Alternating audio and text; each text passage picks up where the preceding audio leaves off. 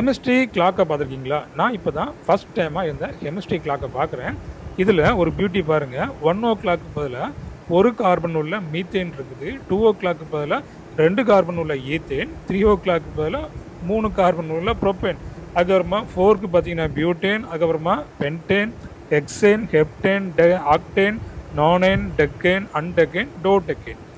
அப்போ 12:00 டோடெக்கேன் கொடுத்துக்கிறாங்க. இப்படி ஒவ்வொரு மணி நேரத்துக்கும் ஒவ்வொரு எக்ஸாம்பிள் கொடுத்துருந்தாங்க. பார்க்குறதுக்கு ரொம்பவே அழகாக இருந்தது. அப்போ இந்த மாதிரியான ஒரு கிளாக்கு உங்கள் வீட்டில் கண்டிப்பாக இருக்கணும். அடுத்தபடியாக பார்த்தீங்கன்னா, இந்த அட்டாமிக் நம்பரை வச்சு ஒரு கிளாக்கு.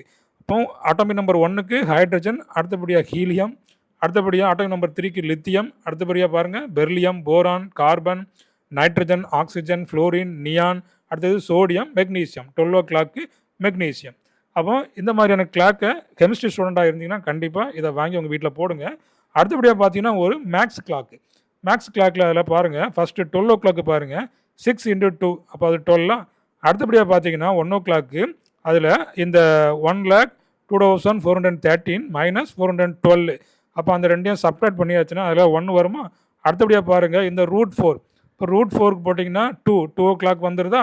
அடுத்தபடியாக பார்த்தீங்கன்னா இந்த 198/66 3 வந்துருமா? அடுத்தபடியாக பார்த்தீங்கன்னா அதில் 4.